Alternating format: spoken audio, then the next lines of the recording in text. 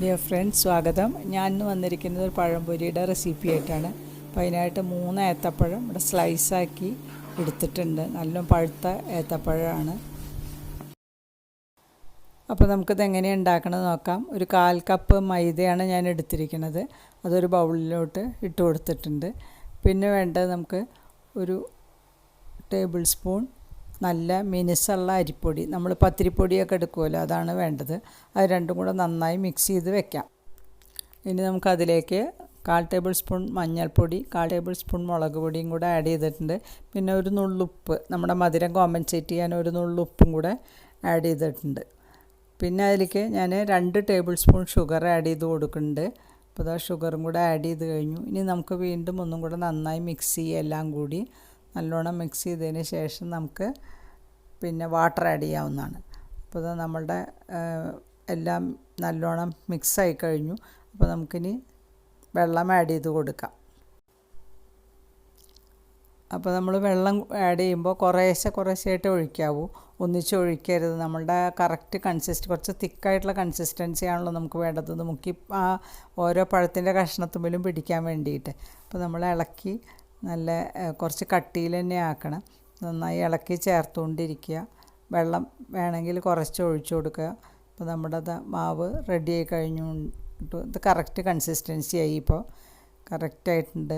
അപ്പോൾ വീണ്ടും നമുക്ക് അതിൽ കട്ടയൊന്നും കെട്ടാതിരിക്കാൻ വേണ്ടി വീണ്ടും നന്നായി ഇളക്കി റെഡിയാക്കുക. ഉണ്ടോ?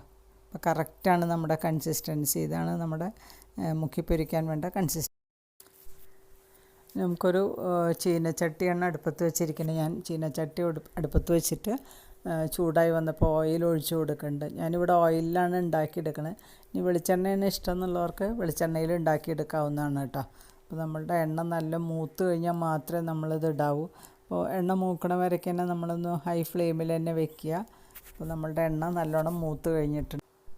പഴത്തിൻ്റെ സ്ലൈസസ് നമ്മളൊരു 2 മിനിറ്റോളം നമ്മൾ ഉണ്ടാക്കി വെച്ചിരിക്കുന്ന മാവിൽ ഒന്ന് ഇട്ട് കുതിർത്തണം, 2 സൈഡിൽ മാവ് പിടിക്കാൻ വേണ്ടിയിട്ട്.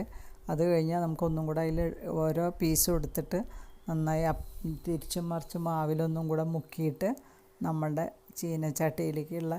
ചീനച്ചട്ടിയിലെ എണ്ണയിലേക്ക് ഇട്ട് കൊടുക്കാം. ഞാൻ ഒരു പീസ് ഇട്ട് ഒരു 2 മിനിറ്റ് കഴിഞ്ഞിട്ട് മാത്രമേ അടുത്ത പീസ് ഇടുള്ളൂ. അല്ലെങ്കിൽ നമ്മൾ ഒന്നിച്ചിടുകയാണെങ്കിൽ എല്ലാ പീസും കൂടെ ഒട്ടിപ്പിടിച്ച് ഒരു കട്ട മാതിരിയാവും. അപ്പോൾ നമ്മൾ ഓരോന്നായിട്ട് ഇട്ട് കൊടുക്കുക. 2 പീസേ ഞാൻ ഇടുള്ളൂ. നമ്മളുടെ സ്പേസിനനുസരിച്ച്, പാത്രത്തിൻ്റെ വലിപ്പത്തിനനുസരിച്ച് നമുക്ക് എണ്ണം അധികം കൂട്ടിയിടാവുന്നതാണ് കേട്ടോ. ഞാൻ 2 എണ്ണം വെച്ച് മാത്രമേ ഇടുന്നുള്ളൂ. പിന്നെ ഇത് നല്ലോണം മൂത്ത് കഴിയുമ്പോൾ നമുക്ക് തിരിച്ചിടണം. പിന്നെ ഒന്നും കൂടെ മറിച്ചിട്ടോ തിരിച്ച് അതിന് ഗോൾഡൻ ബ്രൗൺ കളറാവണ വരെ മൂപ്പിച്ച് നമുക്ക് മാറ്റിയെടുക്കാവുന്നതാണ്. അപ്പോൾ നമ്മളുടെ ഇത് ഒരു സൈഡ് മൂത്ത് കഴിഞ്ഞു. മറ്റേ സൈഡും കൂടെ ഒന്ന് വേവിക്കാൻ നമുക്ക് മറിച്ചിട്ട് കൊടുക്കാം. ഇപ്പോൾ എല്ലാവരും ഉണ്ടാക്കുന്ന സാധനം തന്നെയാണ്. എല്ലാവർക്കും വളരെ സിമ്പിളായിട്ട് ഉണ്ടാക്കുകയും ചെയ്യാം. പിന്നെ ചിലർ ഇത് അരിയുമ്പോൾ വലിയ കഷ്ണങ്ങളായിട്ട് ഫുൾ ലെങ്ത്തിൽ അരിഞ്ഞ് ഉണ്ടാക്കണവരും ഉണ്ട്. ഞാനിപ്പോൾ കുട്ടികൾക്കൊക്കെ കൊടുക്കാമല്ലോ എന്ന് വെച്ച് ചെറിയ പീസാക്കിയിട്ടാണ് ഉണ്ടാക്കിയെടുക്കണത്. അപ്പോൾ ഇതാ മറ്റേ സൈഡും കൂടെ ഒന്നും കൂടെ തിരിച്ചിട്ട് കൊടുക്കുക. നമുക്ക് നമ്മളുടെ പഴംപൊരി ഏതാണ്ട് ആവാറായിട്ടുണ്ട്. വാങ്ങിക്കഴിഞ്ഞാൽ നമുക്ക് അതിൻ്റെ എണ്ണ കളയാൻ വേണ്ടി ഒരു ടിഷ്യൂ പേപ്പറിലേക്ക് മാറ്റി വയ്ക്കാവുന്നതുമാണ്.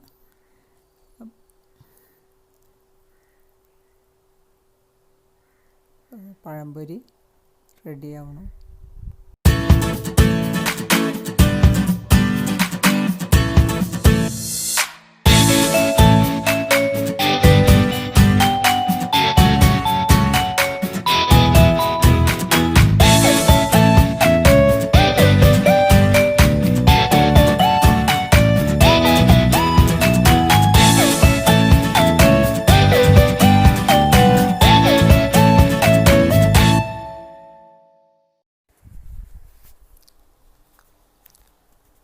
ഇപ്പോൾ നമ്മളുടെ പഴംപൊരിയൊക്കെ റെഡിയായി കഴിഞ്ഞു. അപ്പോൾ നമുക്കത് എണ്ണയിൽ നിന്ന് മാറ്റിയെടുക്കാം.